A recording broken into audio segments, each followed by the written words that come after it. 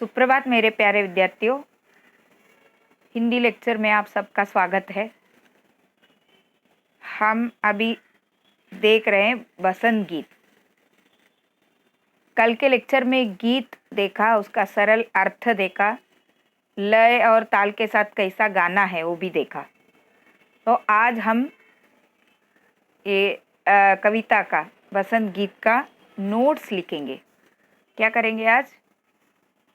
बसंत गीत कविता का नोट्स लिखेंगे। इसका लेखक कौन है? चंद्र प्रकाश चंद्र जी।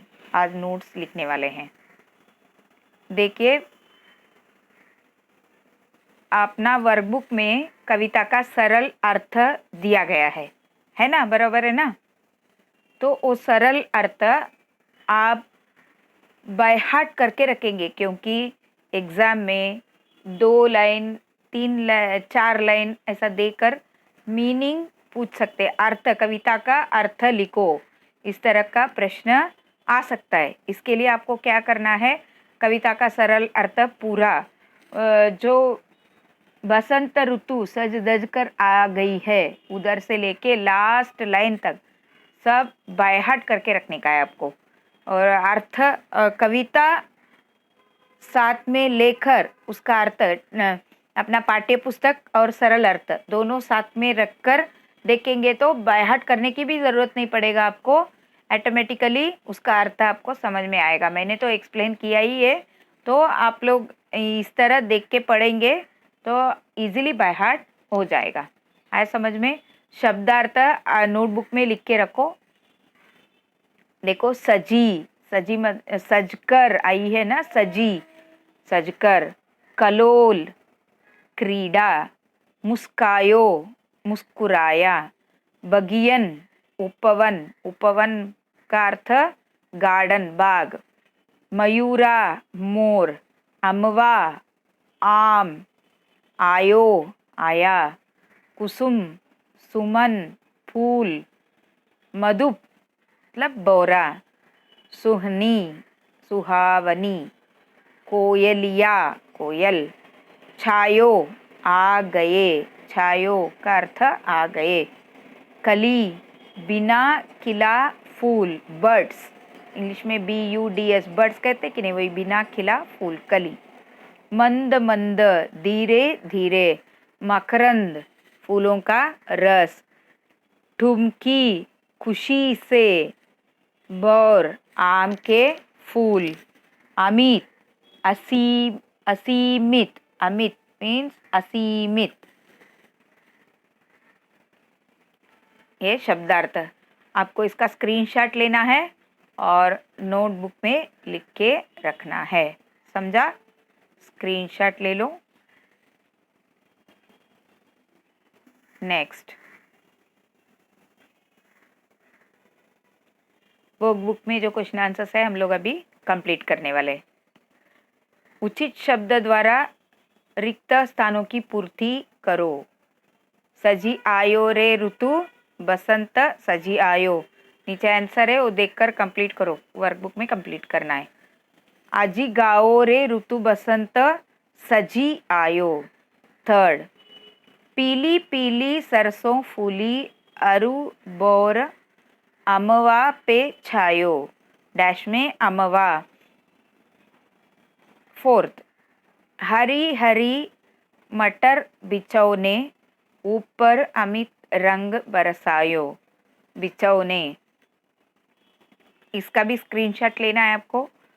घर में बैठ कर नहीं तो वीडियो बीच में पॉज करके भी लिख सकते हैं। स्क्रीनशॉट नहीं लिया तो पास करके लिखो, नहीं तो स्क्रीनशॉट लेकर लिखो, लेकिन आपको वर्कबुक कंप्लीट करना ही है। समझा? Next, next question. Next question क्या है? तो कविता की पंक्तियाँ पूर्ण करो। फर्स्ट क्या दिया है?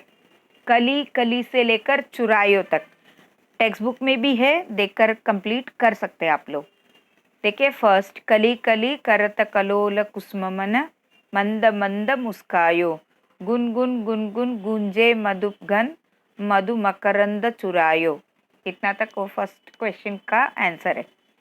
नेक्स्ट उत्तर लिखा है वो सेकेंड क्वेश्चन का आंसर। बन बन से लेकर गायों तक लिखना है, ये भी आएगा एग्जाम में। यही लाइंस देंगे ऐसा नहीं है, कुछ भी लाइंस दे सकते हैं, लेकिन एक मॉडल है ये। कली कली कली कली से लेकर चुरायो तक फर्स्ट क्वेश्चन हो गया। सेकेंड क्वेश्चन में बन बन बाग बाग बगियन में सुहनी सुगंध उड़ायो, टुमकी टुमकी मयूरा नाचत गीत कोयलिया गायो। स्क्रीनशॉट लेकर लिखो। अभी देखेंगे नेक्स्ट क्वेश्चन। नेक्स्ट क्वेश्चन का प्रश्न क्रमांक 3, निम्नलिखित प्रश्नों के उत्तर एक एक वाक्य में लिखो। फर्स्ट वन, जिसके पास वर्कबुक नहीं है वो लोग नोटबुक में कॉपी डाउन करेंगे। फर्स्ट क्वेश्चन, बसंत ऋतु आने पर मधु क्या करते हैं? आप ही बता सकते हैं। बसंत ऋतु आने पर मधु गुनगुन करते इधर उधर उड़कर फूलों का रस पीते हैं। गुनगुन करते इधर से उधर उड़कर फूलों का रस पीते हैं। आया समझ में? सेकेंड क्वेश्चन देखो, सुहानी सुगंध कहाँ उड़ती है? सुहानी सुगंध वनों में बागों में उड़ती है।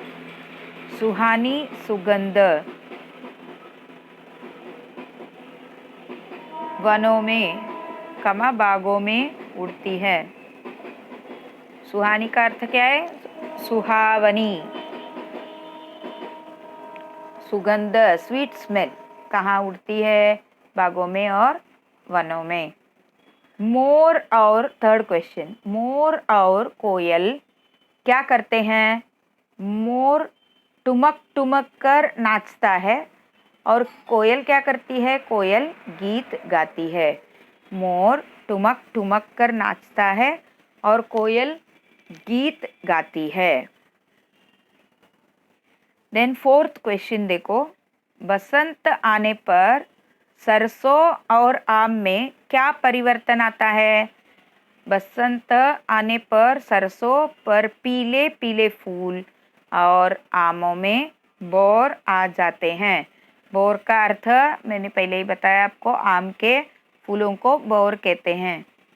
हम मराठी में उसको मोहर कहते हैं कि नहीं, वो हिंदी में उसको बोर कहते हैं। पीले पीले फूल, सरसों में पीले पीले फूल और आमों में बोर आ जाते हैं।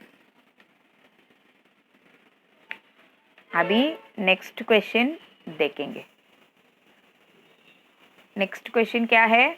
भाषा व्याकरण और भाषा ज्ञान। उसमें फर्स्ट क्वेश्चन क्या दिया गया है? निम्नलिखित शब्दों के समानार्थी शब्द कविता से ढूंढकर लिखो। देखो बॉक्स में वर्ड्स ऊपर ब्रैकेट में है, उसको बॉक्स में लिखकर उसका अर्थ भी ढूंढकर आपको लिखना है। देखो फूल, फूल का अर्थ अपना कविता में क्या दिया है? कुसुम। भौरा, भौरा का मधु, भौरा का शब्द क्या दिया गया है? भौरा के बदले में मधु। जंगल, जंगल को वन, उपवन। बाग, खुशबू, सुगंध। मोर, मयूर। कोकिल, कोयल याद दिया है ना, कोयल। मंजरी, बोर।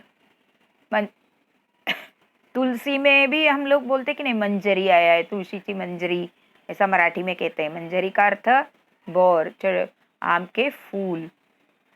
और अरु, और का और एक शब्द अरु दिया गया है कविता में। इसका भी स्क्रीनशॉट ले लो और वर्कबुक में कॉपी डाउन करो। और अभी देखेंगे नेक्स्ट क्वेश्चन।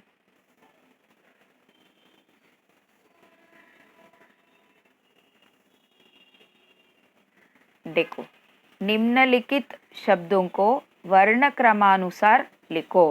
वर्ण क्रमानुसार इसका अर्थ हम लोग पहले भी देखा है, ऐसा क्वेश्चन लिखा है पहले भी, अभी भी एक बार बताती हूँ आपको। वर्ण क्रमानुसार का अर्थ है अल्फाबेटिकली लिखना। वर्ण जिस क्रम से है दिया गया है वर्णमाला में उसके अनुसार लिखना है हमको। देखो, सजी, बसंत, कली, मधु, कलोल, गुन, सरसों, अमित, रंग, कोयलिया, सुहनी, नाचत, गाओ, बगियन। इसमें पहला हम लोग स्वर स्वर स्वर से चालू होने वाले सब शब्दों को पहले देखेंगे।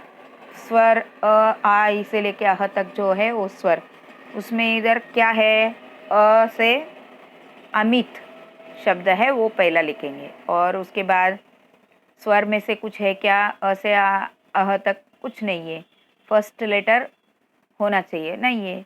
उसके बाद क्या आता है, व्यंजन। व्यंजन में पहला क्या है, क, क ख ग ग में क, इसके लिए क का शब्द पहले लिखेंगे। क, कलोल, कोयलिया, कोयलिया, गाओ, गुन, नाचत, बगियन, बसंत, मधु, रंग, सजी, सरसों, सोनी। ये देखिए क का कितना शब्द है, इधर दो है, कली और कलोल। कली और कलोल में कली क्यों पहले लिखा है, कलोल क्यों पीछे लिखा है, समझा आपको क्यों ऐसा लिखा गया है, क्यों ऐसा, क्यों कलोल आगे नहीं है, कलोल पहले नहीं है, कलोल पीछे क्यों दिया गया? क्योंकि इस तरह दो शब्दों की शुरुआत एक ही अक्षर से जब होता है तभी क्या करना है, तो दूसरे अक्षर को देखना है।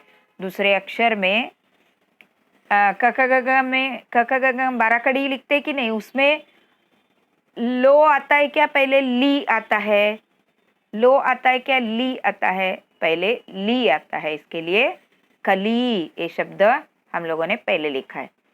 इधर कलोल, लो बाद में आता है, इसके लिए कलोल बाद में लिखा है। इस तरह देख के ही आपको लिखना है। 12 कड़ी में भी इधर देखो, क पहले आता है, को बाद में आता है, इसके लिए कोयलिया थर्ड नंबर पर लिखा है, समझा? इस तरह ढूंढ कर लिखना है। गाओ, गुन, गाओ, गा 12 कड़ी में गा पहले आता है, गु बाद में आता है, इसके लिए गाओ पहले और गुन पीछे लिखा है, समझा? आया समझ में ना? इस तरह ही हम लोगों को ढूंढकर लिखना है, सोचकर वर्ण क्रमानुसार हमको लिखना है। अमित, कली, कलोल, कोयलिया, गाओ, गुन, नाचत, बगियन, बसंत, मधु, रंग, सजी, सरसों, सुहनी। समझ में आया?